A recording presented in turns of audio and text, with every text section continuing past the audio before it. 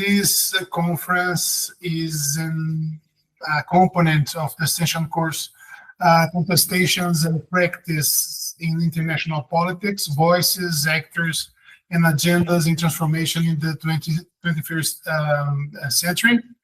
And we are today honored to welcome our speaker, Dr. Lesley Masters. Dr. Masters is a senior lecturer at Nottingham Trent University and also a senior research associate at the University of Johannesburg in South Africa. And in South Africa, she is also affiliated with the prestigious SARCI. This is a center at the chair in African diplomacy and foreign policy. Dr. Masters previously served as a senior researcher at the Institute for Global Dialogue in Pretoria and holds a PhD in international relations from the University of Leicester in the United Kingdom.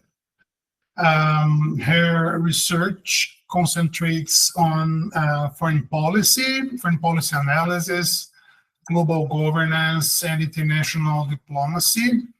And let me say, Lesley, this is a great pleasure to have you with us today. And this is really an honor. And it is also a distinct pleasure to now welcome you to deliver your lecture. Please, this is with you. Take your time. Thank you. Thank you very much for your very kind invitation and to be able to join you today. I'm currently based in the United Kingdom, as Antonio said, at the Nottingham Trent University. So today I'm going to talk to you about South African foreign policy and the question of national interest. So I am just going to share my screen with you. So hopefully you can see that now. Right. Okay.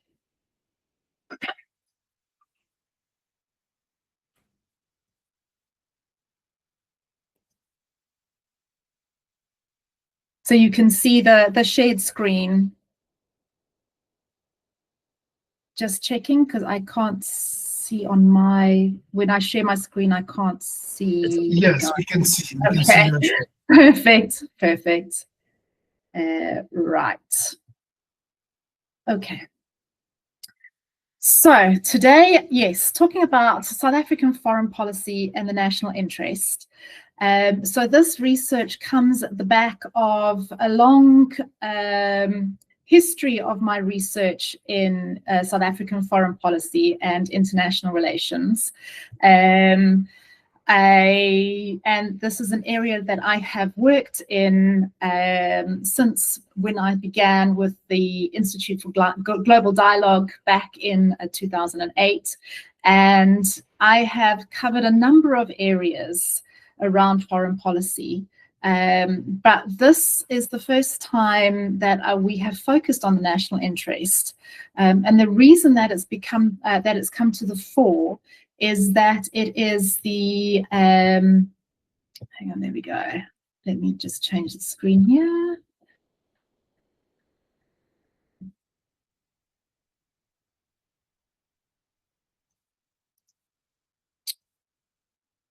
Why is that not changing? Ah, there we go. Right. It's the first time that we have the release of a framework document on South Africa's national interest. So I know if you are a student of international relations and political sciences, you will probably be engaged with researching around ideas of the national interest. There are a lot of definitions. It is really something that's embedded in the lexicon of international relations. And you will also find that it is frequently used as the go-to explanation by states for their international relations, or why they do something. So this is not the focus of my paper that was recently published. What I am much more interested about is what this foreign policy, or this national framework document, can tell us about how South Africa's foreign policy is shaped, and the thinking behind the making of this national interest framework. So, having looked and been working in South African foreign policy for an extended period, what we have noticed is that there is generally a broad continuity of foreign policy ideas. So there's nothing particularly new in this national interest framework document. It covers a lot of what has been covered in previous documents, and we're going to have a look at some of those documents as I go through this discussion this evening. This includes, South Africa does actually have a national foreign policy, the white paper. It does have, this followed the discussion paper on foreign policy. We have a foreign policy, foreign service policy. So there are a lot of different policy documents that relate to the country's international relations. What is interesting from this document, and what the focus of the research was, that while there's been a lot of centralization around foreign policy decision making, so increasingly we find foreign policy decision making located within the presidency, located within DIRCO, and recently they did an expert survey around foreign policy decision making in South Africa, and the ANC, the African National Congress, which is the leading party in government, was actually put above the foreign ministry and the presidency in terms of the influence that it has in shaping international relations. So the interesting element is that there has been this centralization around foreign policy decision making.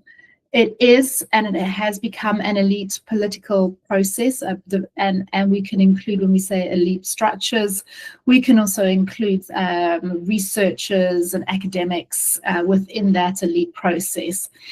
But despite the centralization, what looking at this national framework provides, and the other foreign policy documents that it is based on, is that there is no singular interpretation of the national interest. So there are a lot of differing positions within this framework, and it reflects the complexity of South African society, of South African decision makers, and of South African politics. So in other words, despite the centralization of foreign policy decision making, there is actually no uniform or singular position on what South Africa's national interest is. And I'm going to show you what I mean by that through the course of this presentation. Centralization of foreign policy, of course, is not new or unique to South Africa. In the main, foreign policy is generally done for the people and not by the people. As I've already said, in the South African context, this is focused around the African National Congress, the ANC, the presidency, and DIRCO. Other government departments are involved. They may lead on specific issues. So if it's, for example, climate change negotiations, the environmental ministry will lead on that. If it's around trade, the trade ministry will lead on that. We also have Parliament, which is engaged in a lot of oversight and is increasingly promoting its own parliamentary diplomacy. And then, of course, a particular area that I'm interested in my own research is the role of non-state actors in international relations and diplomacy. So the framework does provide it does take account of these multiple positions, and it does acknowledge that there will be competing positions when it comes to the implementation of national interest. What it hasn't really engaged with is considering how different positions have shaped the document itself. So this is where the discussion is going, where we're taking this discussion tonight. It began with the question around, do you have, or should you have as a state, a national interest document or not? And some countries do have foreign policy documents, some countries don't. South Africa, as I said, does have a foreign policy white paper. But questions around to have a national interest document was a little bit more challenging. Of course, if you have a framework, if you have a strategy or a policy, this provides measures against which you can be held accountable, which in some cases is a challenge for governments. But the idea to have a national interest document in South Africa itself was already a negotiated position. So you had some on the one side, you had some elites on the one side that were questioning whether to set out a national interest because it didn't align with the idea of what South Africa wanted to achieve internationally. It's seen as a very realist approach, which was out of step with what South Africa wanted to do in terms of its cooperation, its internationalization, and engagement and return to global governance. The other point was made is that, as I've already said, there are a number of foreign policy documents already, including the Constitution, which clearly sets out the foreign policy focus and responsibilities around the foreign policy implementation. But there's also been a lot of calls around clarity, the need for understanding what this national interest is. So you've got these debates around, should you have it, should you not? In the end, the negotiated outcome was this framework document. So it's not a policy, it's not a strategy, it's a more looser understanding of a document as a framework, providing direction. And its aim was to provide that clarity, whether that is for clarity of understanding for international partners, whether that's clarity for understanding in implementation. This is still areas for discussion. But South Africa's national interest framework shouldn't be regarded as a singular position. It has been criticized because of the national interest is considered as a conflation of positions, and it was set out that it is taking away from South Africa's agenda, but in some ways it's actually creating, because there's so many positions reflected in it, it may be that there's too many agendas present rather than just defining it as one. So this raises the question of which national interest is South Africa's foreign policy guided by. And in this particular context, I've used White's taxonomy of national interest, where we use the ideas of a realist doctrine, a revolutionist doctrine, and a rationalist doctrine. And all three of these elements are visible within South Africa's foreign policy, from the initial foreign policy documents right through to the national interest framework. So this is really challenging the idea that there is a unitary approach to South Africa's national interests. So it's not so much about whether it's just morals or just national interests that are contending to be present in a document.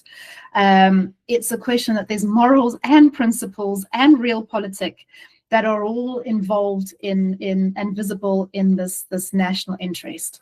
So the realist doctrine we'll talk about, when I talk about that, it's really those actors and those actors that perceive the importance of the state's freedom of action, of sovereignty, of territorial integrity, which are priorities in the national interest.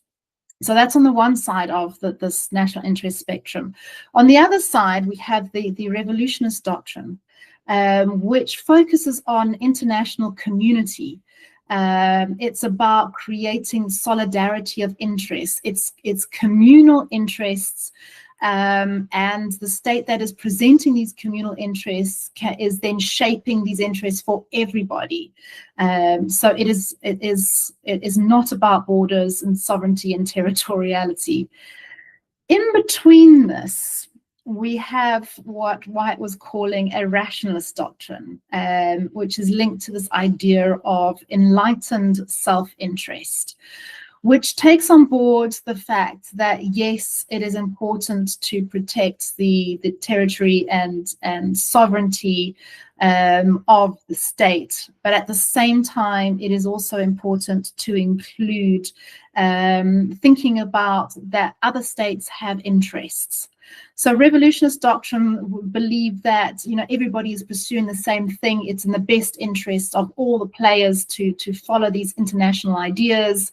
Rationalists are a little bit more, I suppose, pragmatic, that you've got to balance other interests with your own interests.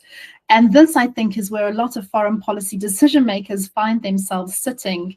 The reality on the ground in having to recognize that you have your own domestic interests to protect, but that you still want to advance principles and need to work with others in the international environment. Okay, so let's have a look first then at this idea of the Ubuntu, the idea of the revolutionist position. As I was saying, there was this critique in about 2023, just after the release of the foreign policy framework, that was critical that South Africa was moving away from its principles. However, if you go back into these documents, there is a continued presence of a focus on principles based around the concept of Ubuntu. So Ubuntu refers to humanity, that you can only be a person through other people. It's that collectivist approach and understanding to our international relations. And this comes from South Africa's history, and that's also reflected in the foreign policy documents and the national interest framework. You can see that white paper I was referring to there, Building a Better World, the Diplomacy of Ubuntu, is actually the name of the white paper. And this all builds on the ANC's 1955 Freedom Charter, which is promoting the principles of humanism and collectivity in the resolution of problems. And this is what the revolutionists are integrating into South Africa's foreign policy. And you can see it through these ideas of Ubuntu and avoiding calls for a more realist approach. In fact, the framework itself is quite critical and says, you know, realism should be avoided because we can see the negative impacts. These larger powers, these larger states that are pursuing their national interests only, the impact globally is undermining cooperation and engagement and multilateralism.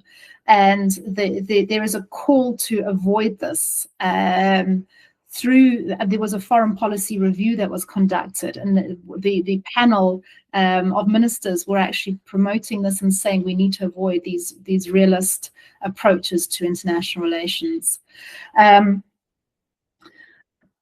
The other point is that the focus on Pan-Africanism and progressive internationalism. So realism doesn't align with the focus of Pan-Africanism. Is about unity, is about solidarity, is building cohesion. It's reaching out to other states through this progressive internationalism. And we can see that in the thinking around the principles of Ubuntu.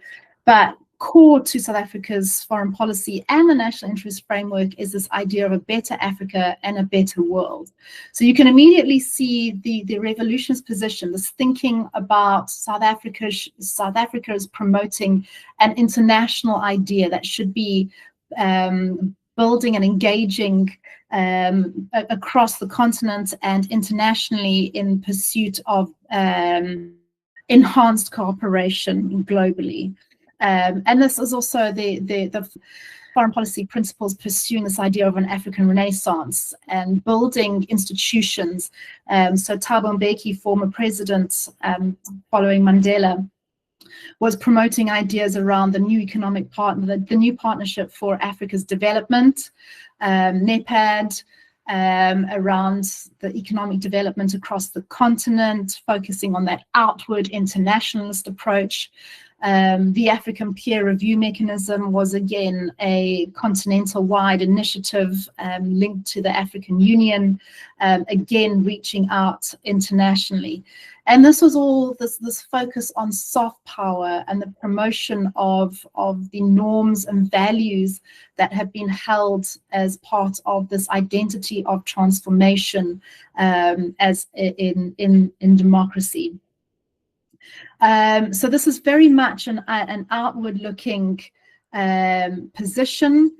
South Africa and the thinkers that are working and promoting these elements within foreign policy and in the national framework, you can see their input where they are casting themselves and casting South Africa as a norm setter. As a country that is a developer and as a leading voice in pursuing this better world for Africa, the world we want. And you can see that the framework sort of sets out these idealistic achievements that should be pursued, including things like redistribution and shared prosperity, pursuit globally for a low carbon global economy, ideas around cooperation and engagement on silencing the guns. So these principles are being pursued and promoted, building acceptance that other countries will want to follow these norms and ideas that South Africa is launching. And these are clearly elements that we can see within foreign policy that is built up from the white paper all the way through. We can see it in this national framework document. So that is the one position that we can see.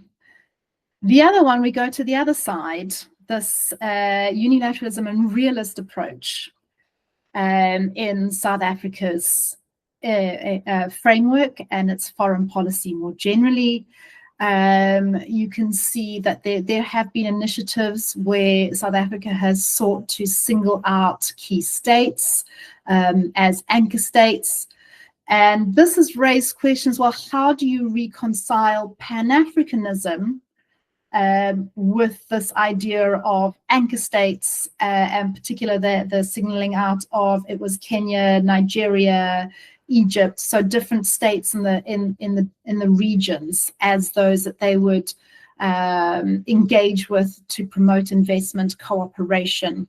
It was a very much a targeted approach. The other element is the focus, of course, and this is present throughout all foreign policy documents and into the national interest framework, is this idea still of sovereignty and non-interference, not only in the protection of South Africa's borders, but in the engagement with other states. And what I'm going to do is I'm going to come to show you as we go the challenges of balancing these different competing positions. But sovereignty and non-interference are key points within the national interest framework. They are also key points within another part of the foreign policy documents, which is the National Development Plan of 2030. This particular document has a chapter on South Africa's foreign policy, its international relations, and it very much prioritizes the domestic context and what the focus should be to enhance South Africa's own position. And this is based on the challenges that the country is facing, including chronic unemployment, inequality, joblessness, that is undermining the development priorities of the country. So this document is actually, this chapter in particular, is quite aggressive in its approach to expansion of trade, investment, and improving human security. And this is also a document that it is referred to as part of the national interest framework. So it is a list of priorities which is set out in the framework document that is very specific to political interests, so around security, around economic interests, around that domestic element for South Africans. But so while there is this clear sense that this realist approach that is evident, and you can see thinkers from this, using this particular lens, have played a role in shaping foreign policy thinking, the realism also identifies priorities that recognize the wider international interests. So, for instance, while addressing economic development for the benefit of South Africans, there is also consideration given to fair labor standards and decent work across the world.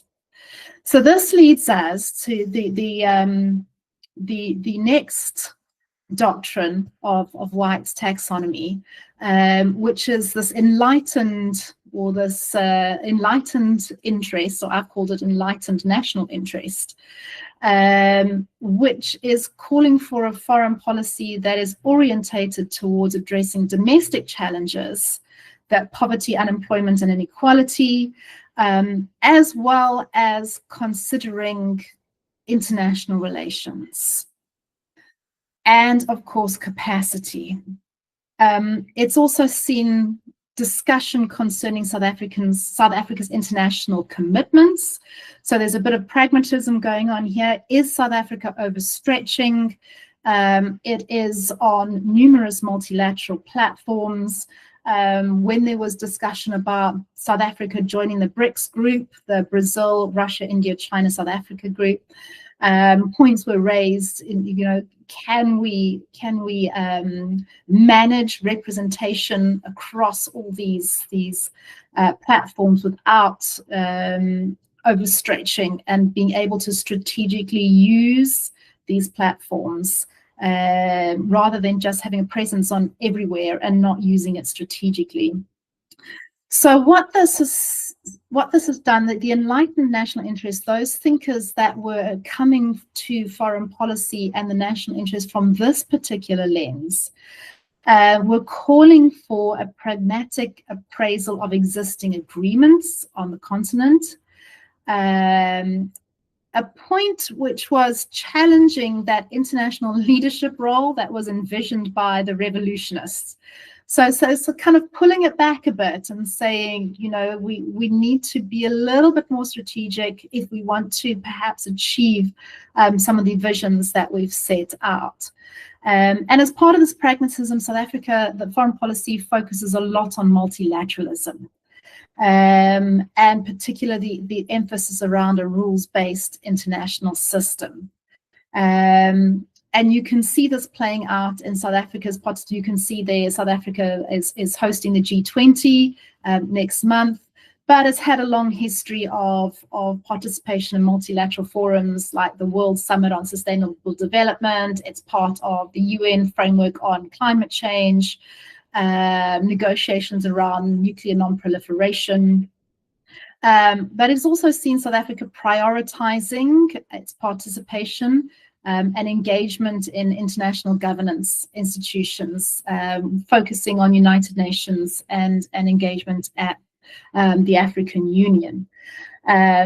Focusing on this idea of middle power positioning. Now, South Africa has not come out and directly called itself a middle power, but it does align with the middle power states that focus on bridge building, the idea that the protection and promotion of the country's political values and principles should be pursued in the spirit of cooperation, rather than imposition, paternalism, and dominance. So this is recognition, and this is a statement from the national framework.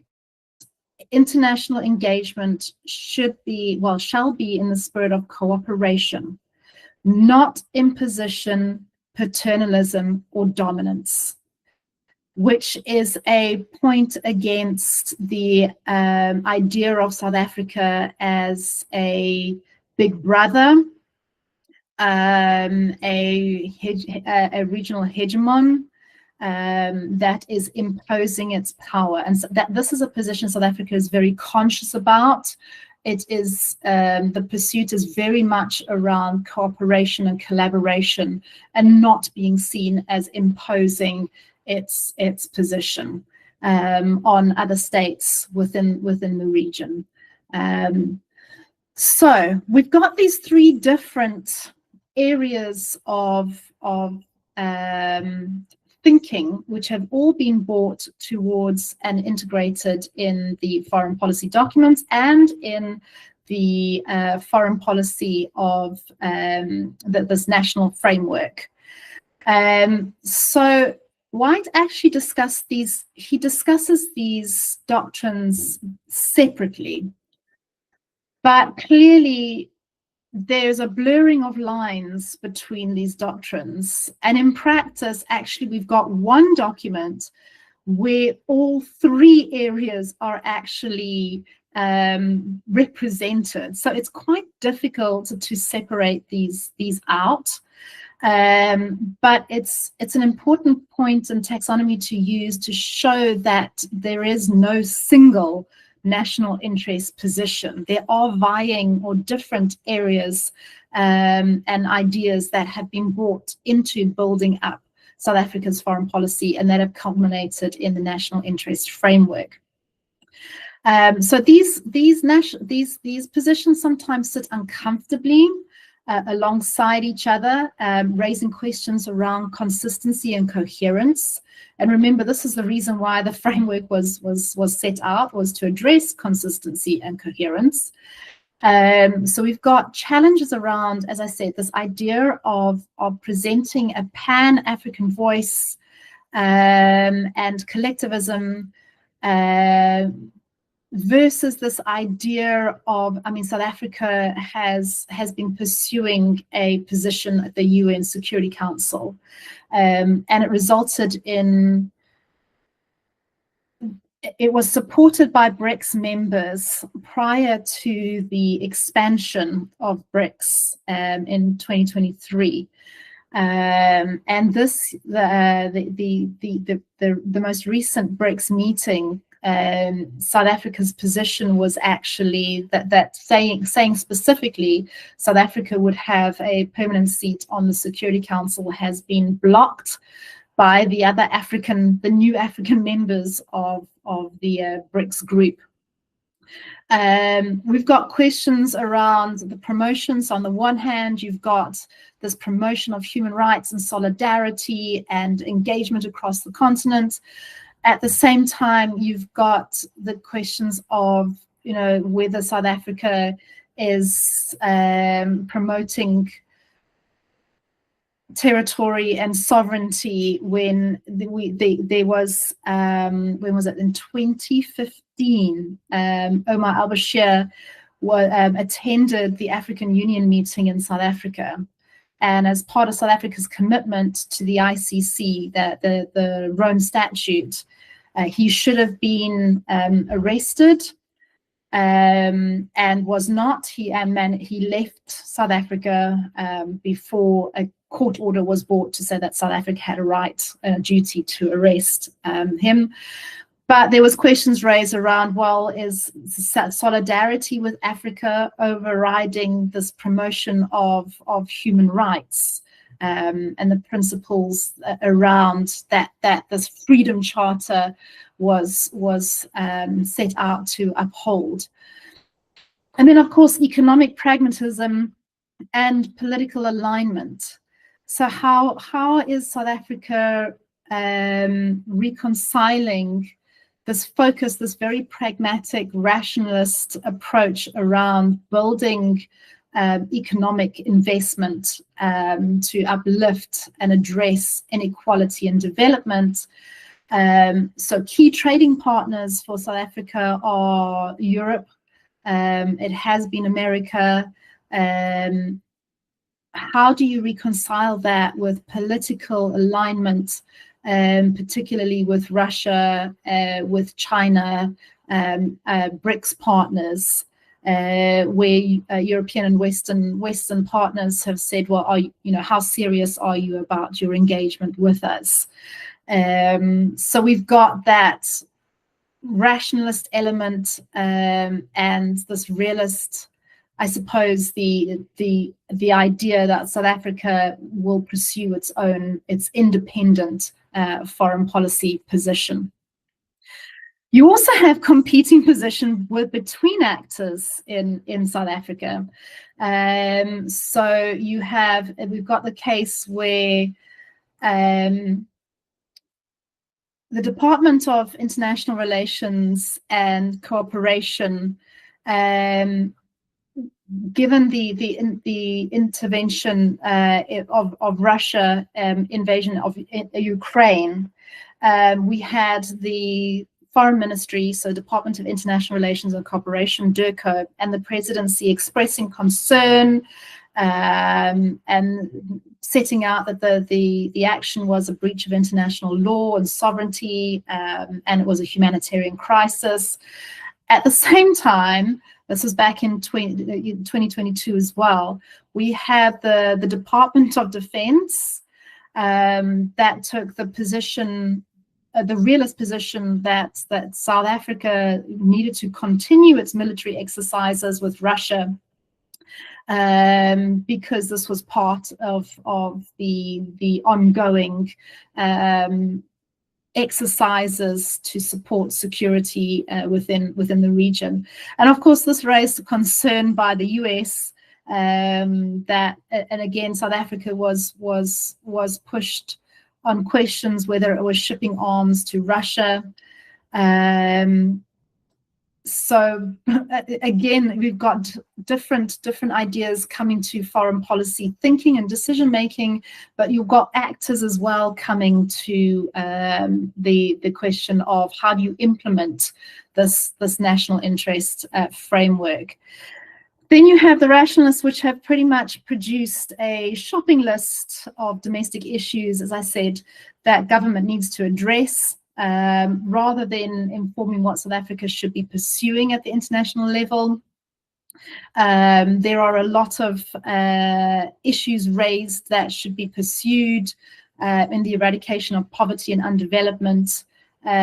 Things like economic development, democracy, food, water, and energy security, elimination of inequality are all part of these things that should be pursued in the national interest. The other thing, the challenge is that the framework calls for an objective inquiry. So when there is questions around implementation and whether something is pursued in the national interest, there should be an inquiry that reflects on what the national interest is. But as we see here, the determination of what that is a bit of a challenge when you've got these three different perspectives all present in this one document. But one of maybe the biggest challenges, and this is my final point, Chair, is that despite all the work on this framework, I mean, it was an elite process, and this was one of the perhaps the challenges of the document. There was very limited discussion, if at all. And once the framework was released, it was launched by Durko rather than the presidency. But it kind of like, well, this is our national interest, and it was a closed door to the rest of discussions. And perhaps this is why the framework itself has become a bit of a dust collector. It's despite its launch, and given all that South Africa's foreign policy is having to respond to, whether that's the Russia-Ukraine conflict, whether it's hosting BRICS, whether it's the response to the current conflict between Israel and Hamas, decision makers, it is not apparent that they are drawing on this document to guide the country's international relations, despite the fact that there was an expectation that it would be used extensively in supporting debate and providing clarity and consistency on South Africa's international engagement. So without further engagement or discussion on these positions and how they are being drawn on, when it comes to implementation of the foreign policy and the national interest, the framework seems to be fated to become to be consigned to obscurity rather than as a central element in guiding, and as it was set out to do, provide clarity on what South Africa's national interest is. This is still a challenge, and I think it's down to the continuance of these different lenses and ideas that have been brought into the foreign policy documents of South Africa. So thank you very much for that. I hope that has been a brief introduction perhaps to some of the ideas around this framework. And I will open up for questions, I think, Antonio. Thank you so much, Lesley. It was really great. We have some questions. Let me organize them. A lot of questions, actually. The first one about foreign policy doctrines and orientations. Do you think that is it possible to maintain external credibility while operating with realism, rationalism, and revolutionary principles simultaneously? And finally, what criteria ensure consistency? Interesting, very.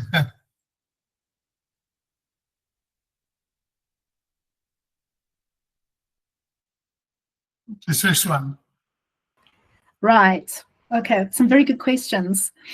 And I think these are questions for all foreign policy analysts across the world that grapple with these ideas of the difference between foreign policy on paper and foreign policy in implementation.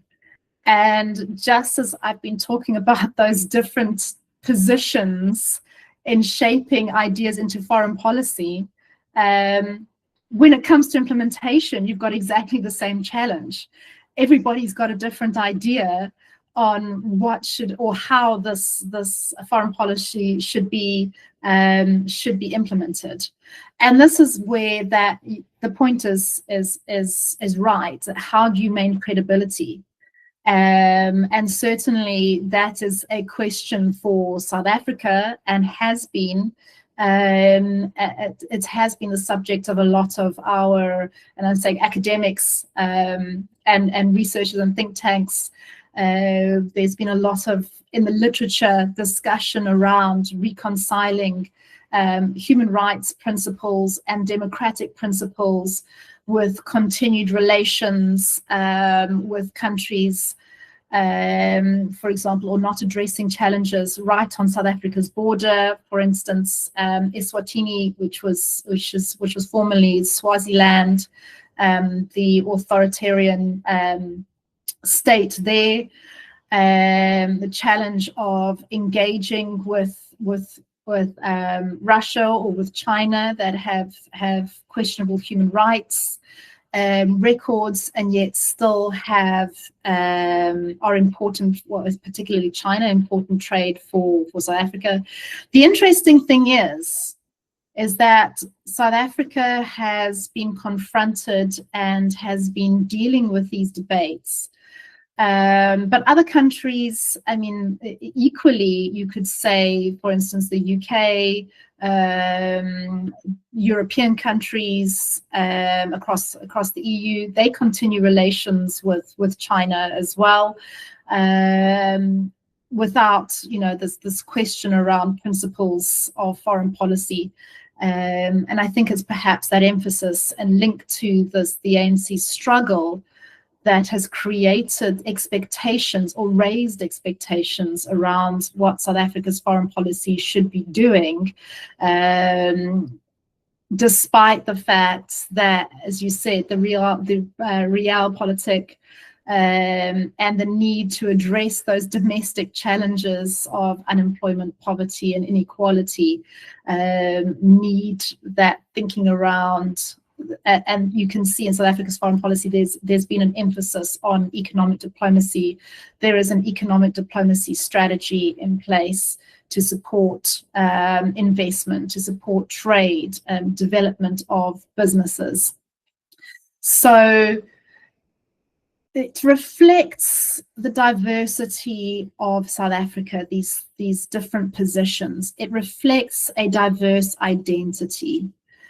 And perhaps this is a challenge for states that have this element of diversity, is how do you create, what is a South African identity in international relations, and how should that be informing foreign policy decision making? So yes, it is a challenge. Not unique to South Africa, but I think one for foreign policy analysts that everybody is grappling with, these competing ideas, but presenting a one foreign policy approach. Is it possible? I don't think so. You will see across foreign policies there, it is a very diverse and multi-layered approach to international relations. They are very broad documents to be able to accommodate these competing positions, to create space, to allow for the diversity of points. And then the question, and then that links to that question on the criteria to ensure consistency. How do you ensure consistency? Number one, I think if you are creating documents to support consistency, then perhaps they should be referred to. But it also comes down to who is making foreign policy, which elites are at the table. And again, we've got the complexity and multi-layered nature of international relations today, I think, is making it increasingly difficult for states to adopt a single consistent position. I mean, when you see questions around environmental change, and Africa, we know, is one of the continents that is affected particularly badly by climate change. And South Africa is presenting itself as a leading voice in the climate change negotiations, addressing adaptation and finance. At the same time, you've got competing interests. So we have a national interest, certainly, in climate change and degradation of the environment. At the same time, we also have a national interest in energy security. And supporting energy security is important for jobs and development, keeping the lights on. And of course, South Africa is heavily reliant on coal and coal-fired power stations.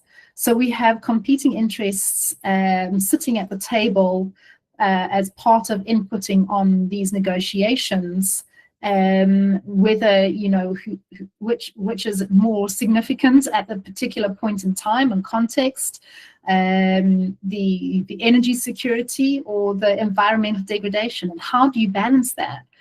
And this is, I think, a challenge, again, not just for South Africa, but this is why we call them wicked problems.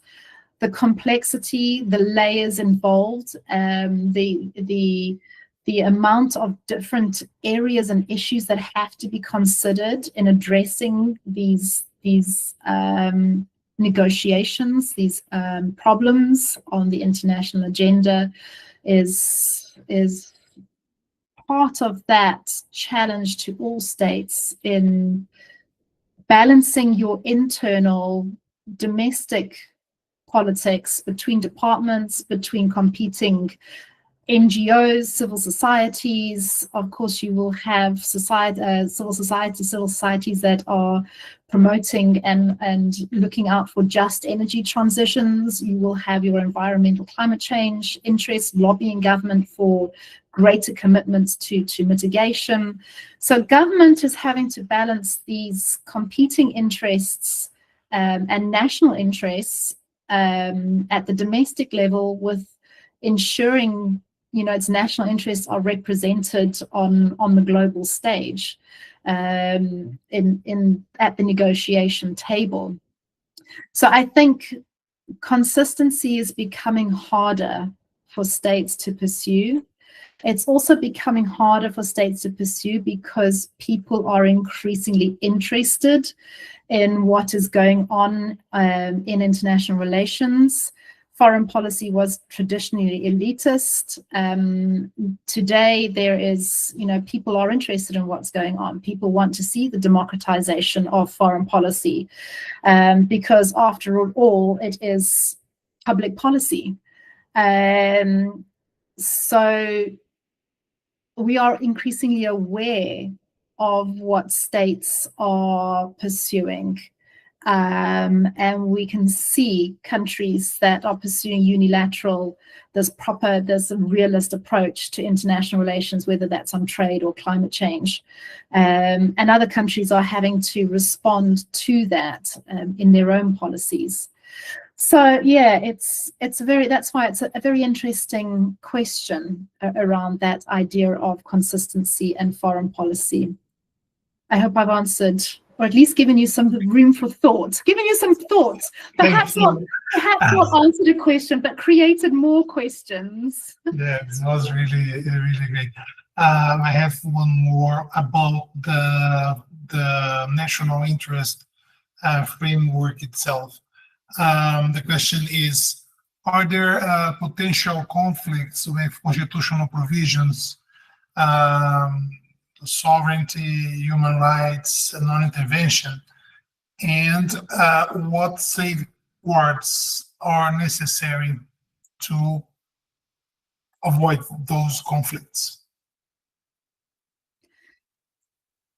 So in answer to that, yes. There is a lot of potential for conflict on these different areas. And this is actually acknowledged in the National Interest Framework document itself, which calls for this discussion and objective evaluation of national interests and where they compete. So that is part of it, but as the challenge is in getting, particularly when decisions need to be made quickly, and that is one of the challenges of foreign policy, where events are unfolding on the international stage and you have to respond to them.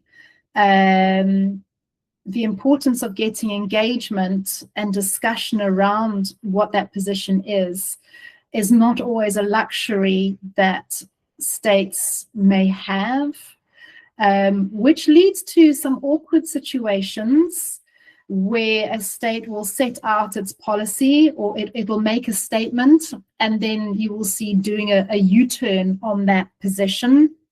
South Africa has found itself in this position before, where South Africa supported the UN resolution on intervention in Libya. I think it's 1973 resolution, and then once it became apparent that it meant intervention on the ground, boots on the ground,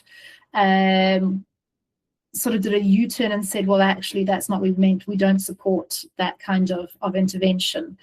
Similarly with the question, and this is where institutions and differing competing institutional positions are a challenge. We have, so the ANC, as said, already plays a particularly prominent role in South Africa's in foreign policy. And following the question around the International Criminal Court, whether South Africa should remain as a signatory to the Rome Statute. And the ANC were very much against remaining within this framework, particularly as it was seen as targeting African leaders. However, South Africa is also, and this is the Foreign Office, promotes international law, is supportive of multilateral institutions and international law. It was although the ANC said we should withdraw, South Africa should withdraw from the ICC, the longer term discussion was that actually no, South Africa shouldn't withdraw from the Rome Statute. So yes, there are things in place. I mean, although despite it being set out in the framework, whether this has been addressed or being used to address it seems to have been very limited. We also have in South Africa, we call it cooperative governance. We have cluster systems. So there will be a cluster of ministries from foreign ministry, the trade, security, ministries that will form part of a cluster that are supposed to discuss and share positions on this. But of course, as we can see, the different bureaucratic organizations will take their own position, where, for example, we saw the Department of Defense was happy to continue military operations with Russia, and at the same time that the questions were around Russia's invasion of Ukraine. So there are processes, there is elements on paper that address it, but in practice, it depends on the time, it depends on the context and the issue, whether these processes and positions actually are able to shape the pursuit of national interest in practice. Thanks, Antonio. Good, thank you. One more about the geopolitical context.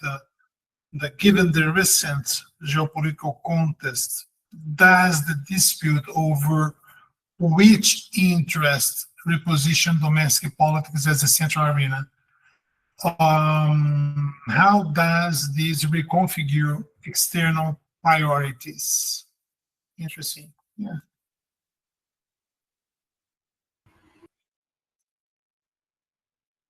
So it is a very interesting question, particularly given the South African context of a government of national unity. So in the last elections in 2024, the ANC didn't get the outright majority that it needed in terms of parliament representation. So a coalition was formed with other political parties, opposition parties, And there was a question raised around whether this would change, because there was now competing positions. For example, the Democratic Alliance was very raised concerns around Hamas, raised concerns, whereas we had the ANC, which was raising concerns around Israel and the excessive use of force. We also had the DA and some of the opposition parties questioning whether South Africa should be attending the BRICS summit that was in Russia. Whereas, you know, members of other parties were like, right, you know, it's they were okay with attending this conference. And I had actually somebody contacted me from the media, and they were very interested in that situation. Given the politics within South Africa, would it change South Africa's approach to this international geopolitics? Would it change South Africa's approach to BRICS? Would it change South Africa's approach to the Palestinian-Israeli conflict? And the short answer was no, because South Africa, there is a consistency in the foreign policy position on paper. And this hasn't changed despite the coalition government, despite the competing interests at the table on what South Africa should now do as this government of national unity. There has been a consistency from the previous administration into this current administration. Of course, it has been a year of coalition of government, so it's still a wait and see. But as I said, since 1994, the first discussion document coming out in 1996, those elements and principles of South Africa's foreign policy have remained the same. And are reflected and continue to be reflected all the way into the 2022 national interest framework. And this was one of the reasons why, you know, the debate was, should we have this? Because we already have, you know, existing foreign policy documents that say pretty much the same thing. Why do we need this? And perhaps this is why this document is gathering dust, is because it's already been said. And there is that consistency to it, continuity to it. Thank you, Antonio. The last one, we have several other, but I think that this one, as the final one, is enough. About the diversity of societal actors and participation. The question is regarding the inclusion of civil society, the private sector, and public opinion. What role do these actors play in the construction, definition of the national interest? Is it desirable to institutionalize their participation in decision-making process? This is the final one.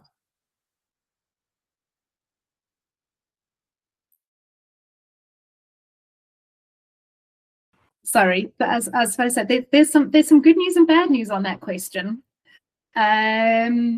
The good news is that there was quite a lot of civil society participation in South Africa's foreign policy, particularly in the earlier stages of foreign policy decision making. So this is back in the early 1990s, where the scope for participation was open because the government was finding its way. So civil society was drawn in as part of that expertise in shaping the new South Africa's foreign policy. This kind of ebbs and flows. So we go from a period where we see a lot of engagement around foreign policy in the early 1990s to a lessening of that space under the Mbeki and the Zuma administrations. So I said, well, despite there was a lessening of space for engagement, because Mbeki was very much a foreign policy president, and Zuma was kind of consolidated his control within the presidency. It depended on the issue. So where participation was more possible was in areas around the campaign to ban landmines. Of course, we had the Kimberley process, where business and civil society were working hand in hand with governments around the blood diamonds. Then we had a lessening of space for civil society participation and public opinion.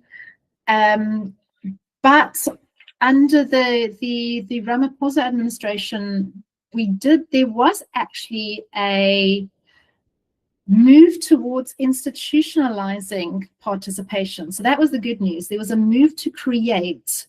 It was called the South African Council on International Relations, and it was to be located within the Department of International Relations and Cooperation. And it brought together stakeholders from business, civil society, research organizations, a range of different people and actors to be part of a group that would shape and inform South African foreign policy. That was the good news. The bad news is that this has been mothballed. It has disappeared off the radar. And this is also where we have questions around participation on the national interest framework. It was discussed mostly behind closed doors. Even in terms of parliamentary engagement, the national interest framework was kind of pushed through without proper parliamentary discussions and engagement around that. So the document itself, the national interest framework, has not had significant public participation, whether that, and as I said, from Parliament as well. The South African Council on International Relations has kind of been mothballed. But when it comes to particular areas, so around climate change, there's more scope for participation. Around energy, we've seen increasing actors, particularly from the just energy transition, that are working with government in shaping positions on that. So it tends to be sector expertise and the issue related to how much participation civil society can gain. When it comes to questions around security, of course, this is much more limited. And as I said, the national interest document itself was very limited participation. So there have been efforts to revitalize and move towards reinvigorating the council. Now that we have this government of national unity, to again begin to engage with government on shaping South African foreign policy. So it's watch this space to see whether we can get that back on the table. Thank you. I know that you are 4 hours ahead than Brasilia time. I would like to thank your engagement with the questions and how your lecture and your talk they were clarifying and really great, give a lot of light about the paper. And the subject is also really very, very interesting, specifically to a country a country as Brazil and other middle powers. Professor Masters, Lesley Masters, I would like to give you the final word. So, and I would like to turn the screen back to you for a minute for any concluding remarks you may have. And following that, I would like to, of course, to formally close our event. But I would like to, of course, to state on behalf of all the organizing team, the Center for Global Studies, the Revista Brasileira de Política Internacional, to thank you a lot for your acceptation to be with us today. It has been really a privilege to have you today. So please take your time. Thank you so much, and have a good night. Thank you very much. I appreciate being invited to talk, and I think it's a useful discussion to perhaps have these opportunities to share ideas around foreign policy.